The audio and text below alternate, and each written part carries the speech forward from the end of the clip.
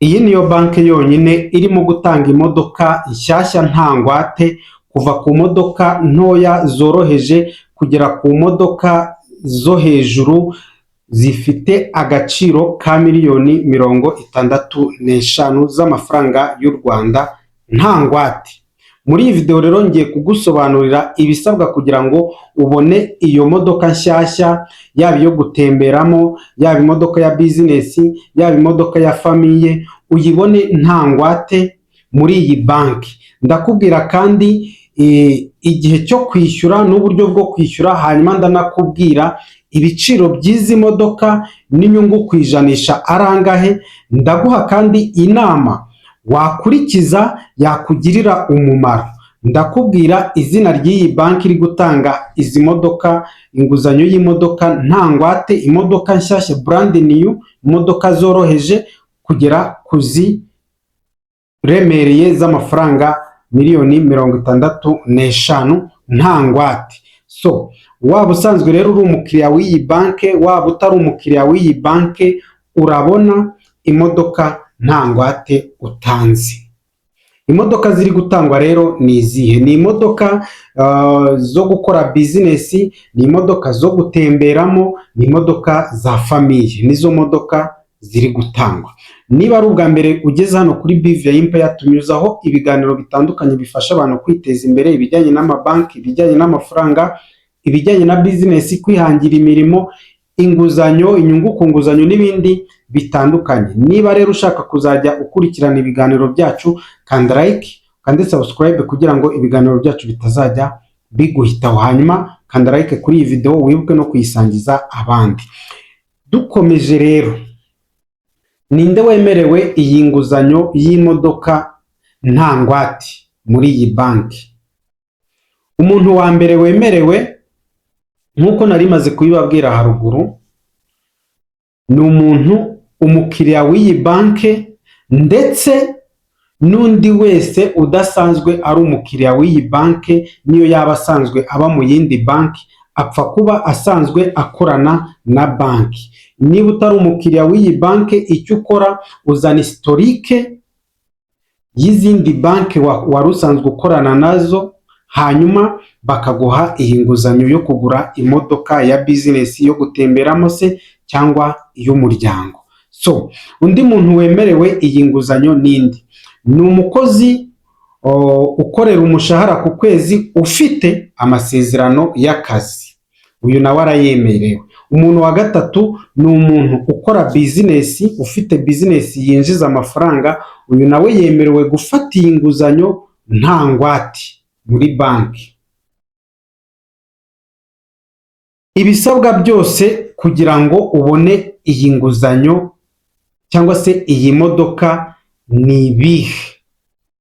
Mwibutse ko bitewe n'amahitamo yawe, bitewe n'inyungu zawe, uhitamo imodoka ushaka, niba ari iyo gukora business, niba ari iyo gutemberamo, niba ari iyo umuryango, ya modoka nyine nini ya famiye.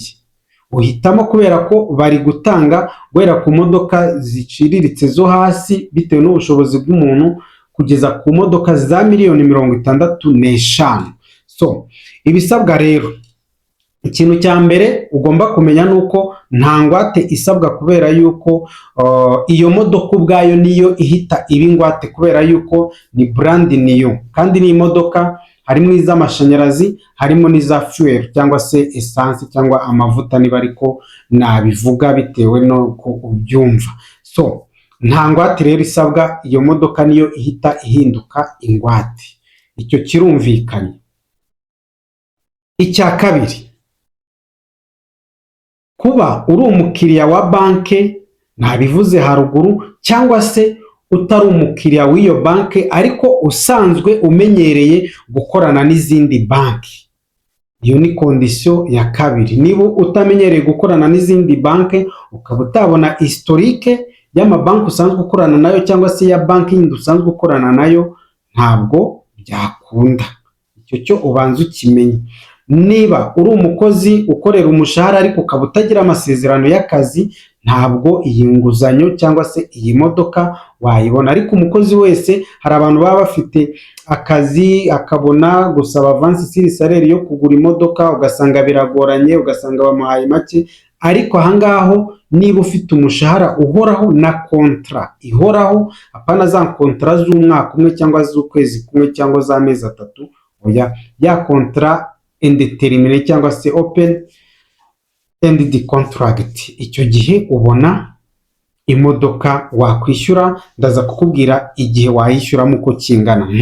Ikindi rero, kuba usanzwe nari maze kubivuga, uri umukozi ukorera umushahara w'ukwezi ariko ufite amasezerano nyine ahoraho. Icya kane, imodoka hari iz'amashanyarazi.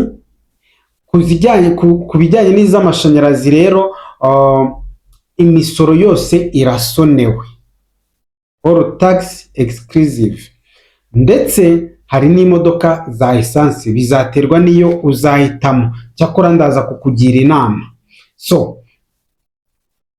hari imodoka bagusaba kubanza kwishyura 10% cyangwa kugeza kuri 20% bitewe n'iyo wahisemo.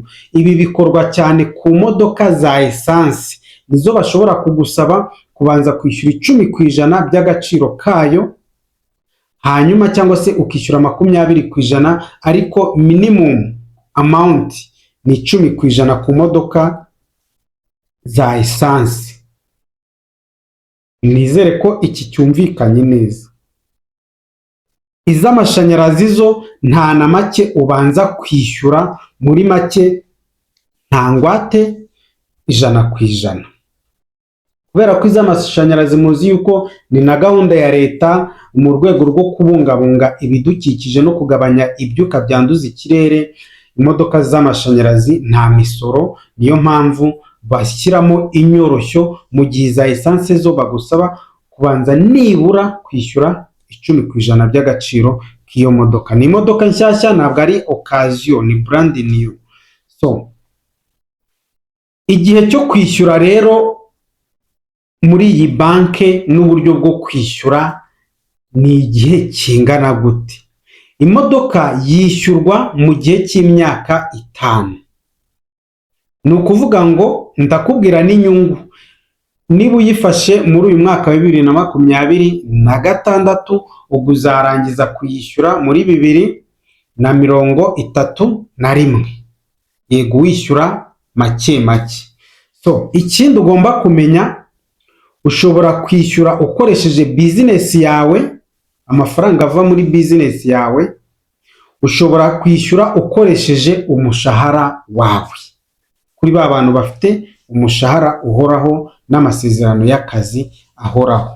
So ku bantu bafite business nabo urumva ko mwashyizwe igorora. Hari igihe uba usanzwe ufite inguzanyo ahandi ariko ukeneye n'imodoka ishobora kugufasha muri business, cyangwa se umaze igihe uremerewe no kwishyura imizigo wishyura izindi modoka. Ahangaha ushobora gukoresha imodoka yawe ufashe muri iyi banki, hanyuma ukayikoramo na business, ikaba ari imodoka itwara n'imizigo y'abandi bantu. Transport irunguka. Transport ni imwe muri business zunguka cyane. Mu gihe yaguhiriye irunguka rwose, ntabwo ishobora guhomba, kubera ko ujya kumva umucuruzi akeneye ibicuruzwa, tubikeneye uyu munsi, tubikeneye bitarenze ejo, dufite order, dufite amakomanda atandukanye, ugasanga ibintu byose, ngira ngo muri kubona ingaruka ziri kujya zitugeraho kubera transport ifite ikibazo cya essence, bigatuma ibiciro bihenda. Transport rero ni imwe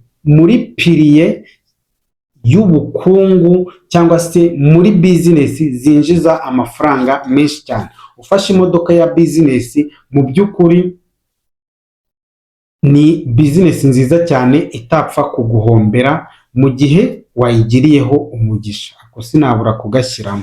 So igiciro cy'imodoka rero, iyi modoka cyangwa se iyi gahunda ireba imodoka zifite agaciro ko hasi kugeza ku gaciro ka miliyoni 65. Ikindi nabibabwiye ni brand new and full option. So inyungu ku ijana rero nangahe? Inyungu ku ijana nashyize mu mibare nsanga ni 17.3%. Ati gute? Bo bavuga muri banki bavuga yuko niba ufashe imodoka ya miliyoni 60 buri kwezi uzajya wishyura miliyoni 1.5. Urumva niba ari mu myaka 5, niba uhisemo kwishyura mu myaka 5, ubwo n'amezi 60, nawe ufata miliyoni 1.5 ukube n'amezi 60, nushyira mu mibare urasanga ari 17.3%. Iyi nyungu ni ntoya kubera yuko ubundi izindi banki usanga ziri muri 18, 19, 20, 22 na 24. So inyungu ku ijana rero ni 17%. Banki rero iri gutanga iyi nguzanyo nta yindi, iyi nguzanyo yo kugura imodoka nta ngwate. Iyi ni banki yitwa I&M Bank. Ngira ngo musanzwe muyizi, mu mujyi wa Kigali irahari ndetse no mu ntara mu mijyi ikomakomeye iyi banki ya I&M Bank irahari. Cyakora sinabura kukugira inama. Ikintu cya mbere ugomba kumenya, kubona imodoka udatanze ingwate ni byiza pe, biranoroshye, ariko banza utekereze, ubanze wibaze, ese uyu munsi imodoka ukeneye niyo gutemberamo? Ese ni iya business? Ese ni iy'umuryango?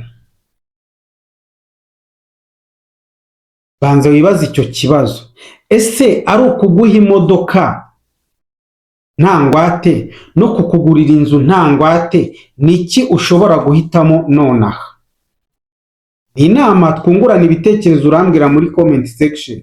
Ari hagati yo kukugurira inzu yo kubamo cyangwa ushobora gukodesha, no kukugurira imodoka yo gutemberamo cyangwa ya famiye yo kuryoshya, uyu munsi ni iki wowe ukeneye? Urashyira ku munzane ubalansinge urebe.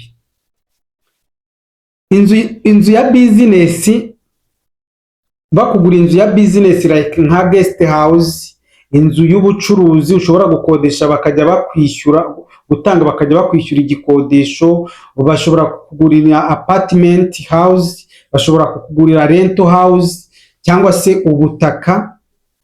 Urahitamo wowe uyu munsi urebe ikintu kigufitiye inyungu, ari imodoka cyangwa se ari umutungo utimukanwa. Yego, menya ikintu gikomeye, imitungo itimukanwa yiyongera agaciro uko bukeye n'uko bwije. Ni ukuvuga ubutaka, inzu n'ibindi byose by'imitungo itimukanwa bigira icyo twita appreciation value.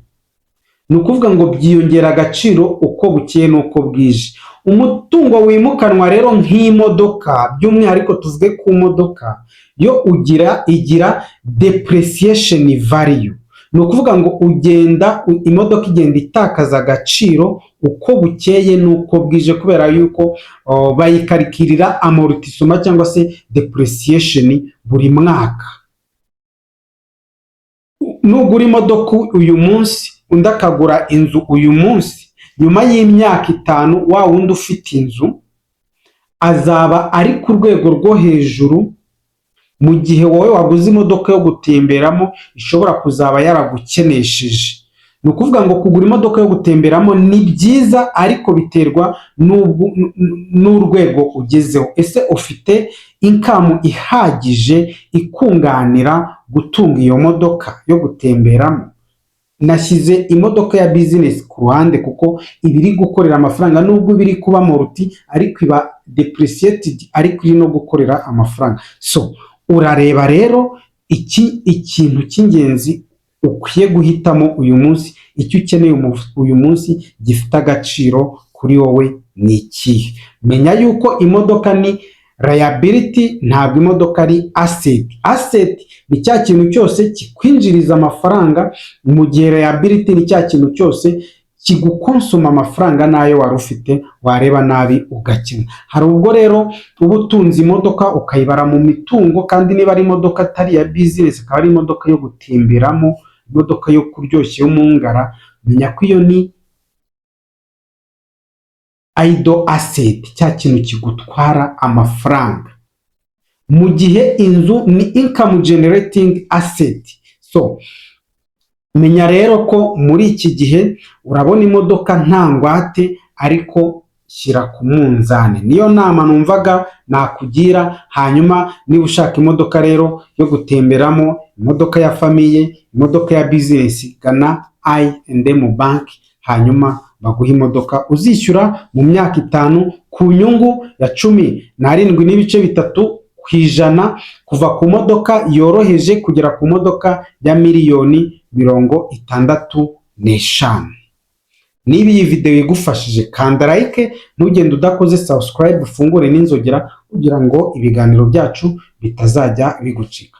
Niba hari igitekerezo cyangwa icyifuzo, nyandikira muri comment section ndagusubiza. Ibibazo bijyanye na business, ibijyanye n'inguzanyo, ibijyanye n'amabanki, ibijyanye n'amakonte, ibijyanye no kwihangira imirimo, CRB, imisoro n'amahoro, byose binyura hano kuri Bivia Empire. Niyo mpamvu ngushishikariza kugumana natwe kugira ngo tuzahorane dufatanye kwiteza imbere. Wakoze kubana nanjye rero, njye wakugezaga iki kiganiro, nitwa Jean Marie Vianney. Duhure muri video itaha. Ciao ciao.